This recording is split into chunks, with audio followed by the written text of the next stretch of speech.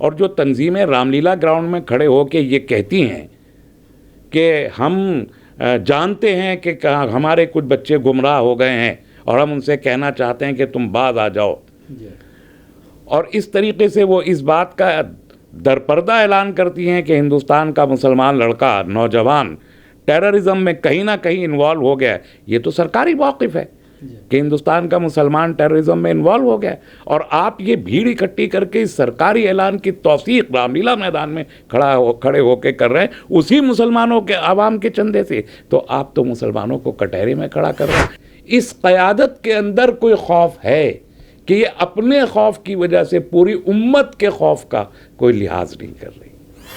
तो आज जिन हथियारों से मुसलमानों को पीटा जा रहा है वो हथियार तो कांग्रेस ने सैकल करके और बीजेपी के हाथों में दिए हैं। अगर आप लखनऊ में 10 लाख मुसलमान 5 लाख मुसलमान खड़ा कर दें हजरत महल पे ले जाके, मजाल नहीं है। कैसा योगी कैसा Modi. National security adviser Ajit Doval साहब हैं, उनका एक इदारा है विवेकानंद इंटरनेशनल फाउंडेशन, उसका जो कंसल्टेटिव पैनल है, कंसल्टेशन जो कंसल्टेंट्स हैं, उसमें से उन तंजीमों के अफराद भी शरीक हैं।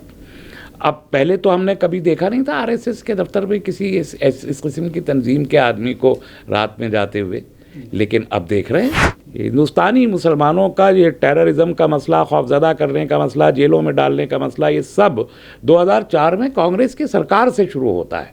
आप अगर उससे पहले 1999 से 2004 के बीच में वाजपेयी की सरकार देखें तो वाजपेयी की सरकार में इस किस्म की चीज़ें नहीं थीं।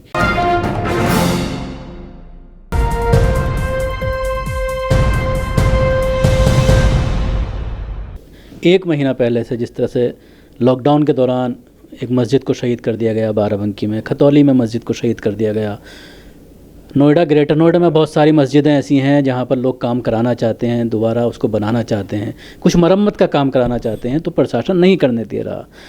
इस तरह के हालात बने हुए हैं। आज भी एक मथुरा में मामला सामने आया कि 2 गुंबद मस्जिद के गिरा दिए गए। इस तरह के लगातार केसेस सामने आ रहे हैं, लेकिन मुस्लिम लीडरशिप पूरी तरह से खामोश है। वो तंजीमें जो पूरी दुनिया से करोड़ों रुपए हिंदुस्तान के मुसलमानों के लिए इकट्ठा करती हैं, उनको लेकर ज़रूर गुस्सा है लोगों के। लोगों का गुस्सा जायज़ है, इसलिए कि इन तंजीमों से जो एक्सपेक्टेशन एक आम मुसलमान करता है उनकी तकमील नहीं हुई है। देखिए, मुकदमे लड़ना भी ज़रूरी है, वो एक काम है, लेकिन आप पूरे उर्दू अखबारों के फ्रंट पेज लेके उस पर इश्तहारबाजी करना उन मुकदमों को लेके, और फिर उन इश्तहारात के ज़रिए चंदा इकट्ठे करना, और इस किस्म के मामले में सिर्फ एक अदालत के मुकदमा लड़ने से मसला हल नहीं होगा। हम एक जमहूरियत में रह रहे हैं। इस जमहूरियत में अगर जुल्म हो रहा है और एक ताकतवर जमात है, जमहूरियत में भीड़ की बहुत अहमियत होती है। जो तंजीमें भीड़ जुटा के और टेररिज्म के ख़िलाफ़ रिजोल्यूशन पास करती हैं रामलीला ग्राउंड में, और जो तंजीमें रामलीला ग्राउंड में खड़े होकर ये कहती हैं कि हम जानते हैं कि हमारे कुछ बच्चे गुमराह हो गए हैं और हम उनसे कहना चाहते हैं कि तुम बाज आ जाओ, और इस तरीके से वो इस बात का दरपर्दा ऐलान करती हैं कि हिंदुस्तान का मुसलमान लड़का नौजवान टेररिज्म में कहीं ना कहीं इन्वॉल्व हो गया है। ये तो सरकारी मौक़िफ़ है कि हिंदुस्तान का मुसलमान टेररिज्म में इन्वॉल्व हो गया है, और आप ये भीड़ इकट्ठी करके इस सरकारी ऐलान की तौसीक रामलीला मैदान में खड़े होकर कर रहे हैं उसी मुसलमानों के आवाम के चंदे से। तो आप तो मुसलमानों को कटहरे में खड़ा कर रहे हैं। उसके बाद आप अगर हज़ारों लड़कों में से 100 लड़कों का केस लड़ रहे हैं, मैंने हमेशा एक बात पे एतराज़ किया, और ये मेरी ज़ाती राय है, किसी पार्टी या किसी ऑर्गेनाइजेशन की मेरी ज़ाती राय है। गुजरात से हज़ारों लोगों को घर से निकाला गया और नई नई बस्तियां बसा के हमने 50-50, 20-20 गज के घर बना के सलम्स मुसलमानों के बना के हमने दे दिए। मुजफ्फरनगर से निकाला, वो वैसे ही सलम बना के दे दिए। मैंने हमेशा कहा, असम में कोकराझाड़ से निकाला, वो सलम बना के दे दिए। बिजली नहीं है, पानी नहीं है, सीवर नहीं है, सीवरेज नहीं है, स्कूल नहीं है, डिस्पेंसरी नहीं है। एक किस्म का एक कंक्रीट का झुग्गी झोपड़ी क्लस्टर आपने बना के दी। यही तो चाहता था आरएसएस, यही तो चाहता था बीजेपी। हम ये कहते हैं कि जो आदमी सैकड़ों साल से जिस जगह पे रह रहा था, आपके अंदर ये जुर्रत होनी चाहिए कि आप ये कहें कि वो शख्स अपने घर वापस जाएगा और उसको सरकार की जिम्मेदारी होगी कि उसको सिक्योरिटी प्रोवाइड। ये क्यों नहीं कर सके आज तक? 2002 से ये बात हम कहते चले आ रहे हैं। नीली के फिसाद के सन 85 के लोग आज भी गुवाहाटी के रेलवे स्टेशन पे झुग्गियों में रह रहे हैं। गुवाहाटी में यूडीएफ की सरकार है, इन्हीं मुस्लिम तंजीमों की सरकार नहीं, मतलब एक वो वहाँ पार्ट रहते हैं, एमएलएज हैं उनके 10-15, एक झुग्गी हटा के मकान बना सकें।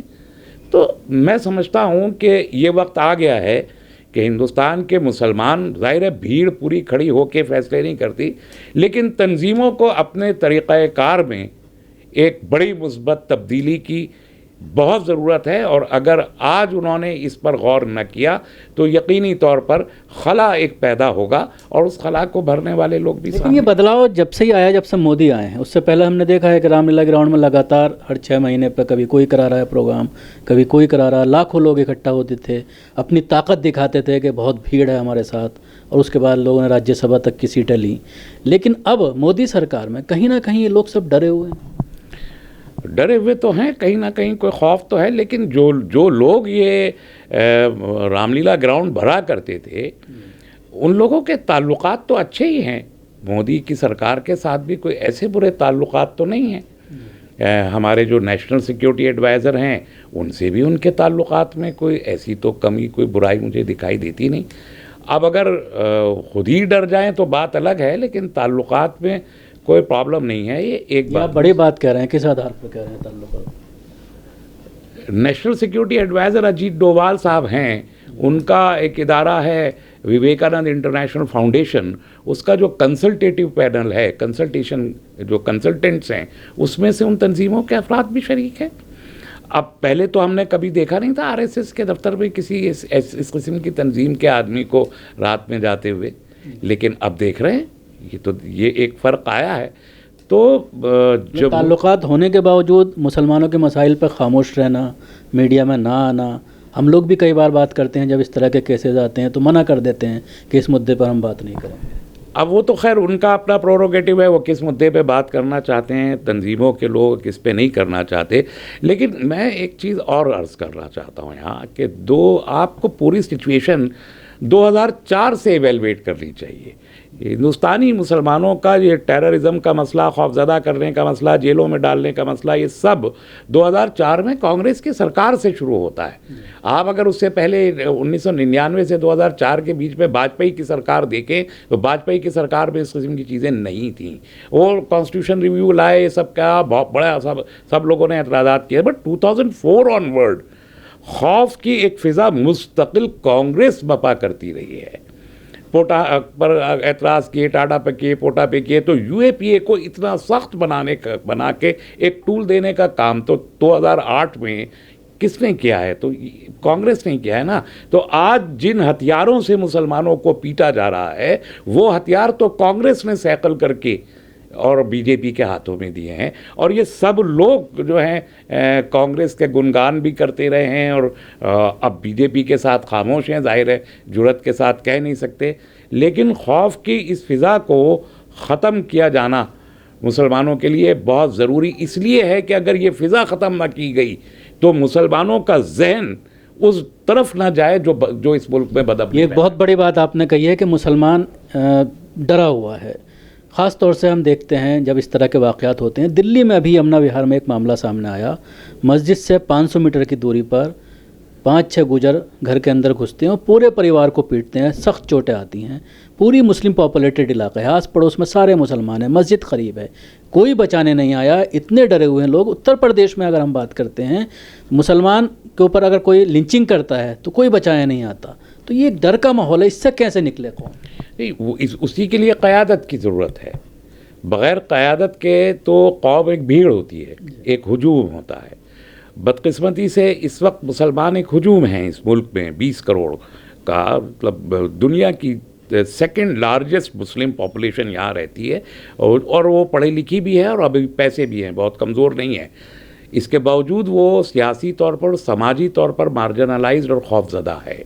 और उसकी वजह यह है कि जो लीडरशिप है वो मसलहत कोश है और उस मसलहत में वो लीडरशिप जो जो तरगीब देने का काम है, खौफ को दूर करने का काम है, लीडरशिप से मुल्क की लीडरशिप के साथ एंगेज करने का काम है, जुल्म के ख़िलाफ़ आवाज़ उठाने का काम है, वो हमारी तमाम तंजीमें, मैं बिला इस्तिस्ना कह रहा हूँ, तमाम तंजीमें नहीं कर पा रही हैं, उसमें नाकाम हुई हैं, तो हम भीड़ बन गए, इसीलिए हम एक भीड़ बन गए हैं। ये एक बड़ा रीज़न है। मैं बहरहाल अपनी दानिश में तन्हा होके अपनी पार्टी के साथ ये कोशिश करता हूँ कि खौफ के अंसर को किसी न किसी हद तक दूर किया जाए। और शायद यही नब्ज़ है जो योगी ने पकड़ ली है कि अगर कोई मुसलमानों के ऊपर कोई क्राइम होता है, मुस्लिम कोई क्राइम करता है तो उसकी प्रॉपर्टी को कुर्क कर लिया जाए, उसके अलावा पूरे ख़ानदान को जेल में डालना, इस तरह की चीज़ें करके कहीं ना कहीं टेरर बिठाया जा रहा है। जैसे गौतम वाले मामले में भी ये कहा गया कि प्रॉपर्टी को कुर्क कर लिया जाएगा, NA लगा दिया गया, तो ख़ास तौर से मुस्लिम जितने भी पकड़े गए उनके ऊपर इस तरह के केसेस लगाए गए। ये जाहिर है कि ये टैक्टिक है खौफ बढ़ाने की, लेकिन हम एक जमहूरियत में रह रहे, सरकार किसी की भी हो, हम BJP के ख़िलाफ़ हैं, इसमें तो कोई दो राय नहीं है। हमेशा जब से है कांग्रेस, BJP, RSS, जब से हम हैं, आज भी हैं, कल भी रहेंगे, इसमें तो कोई खौफ है नहीं। लेकिन जमहूरियत में भी तो है ना, और जमहूरियत में एक क़यादत के तहत खड़ी हुई भीड़ फैसले करवाती है, फैसले करवा देती है। आपने जो आप मसाजिद का जिक्र कर रहे हैं कि मस्जिदों को रिपेयर तक नहीं होने दे, आपको याद है यही बिल उत्तर प्रदेश में कल्याण सिंह की सरकार लेकर आई थी, रिलीजियस प्लेसेस मेंटेनेंस बिल लेकर आई थी, उसको पास कर दिया था शायद। वहाँ हज़ारों लोग खड़े हुए यूपी में, वही BJP सरकार के दौरान, कहाँ रैली नहीं हुई, आज तक वो पास नहीं हो सका, ठंडे बस्ते में उसको डालना पड़ा। आज अमल कर रही है गैर कानूनी तरीके से वहाँ की सरकार, अलग बात है, लेकिन बिल पास नहीं हुआ। हज़ारों की वो रैलियाँ जो आप कह रहे थे, अगर आप लखनऊ में 10 लाख मुसलमान, 5 लाख मुसलमान खड़ा कर दें हज़रत महल पे ले जाके, मजाल नहीं है कैसा योगी कैसा मोदी। अगर हज़ारों के लाखों के मजमे इस जुल्म के ख़िलाफ़ इस क़यादत के तहत खड़े हो गए, मजाल नहीं है इस मुल्क में किसी की कि जुल्म कर सके। कानून की अमलदारी पे अमल आवरी होगी यकीनन, लेकिन हमारी ये क़यादतें क्यों ऐसा नहीं करती? कौन से इनके खौफ हैं? मुझे ये कहने दीजिए, इस क़यादत के अंदर कोई खौफ है कि ये अपने खौफ की वजह से पूरी उम्मत के खौफ का कोई लिहाज नहीं कर रही। सभी अहम खबरों के लिए न्यूज़ MX को सब्सक्राइब करें, साथ ही बेल आइकॉन को जरूर दबाएं। लाइक, शेयर, कमेंट करना ना भूलें।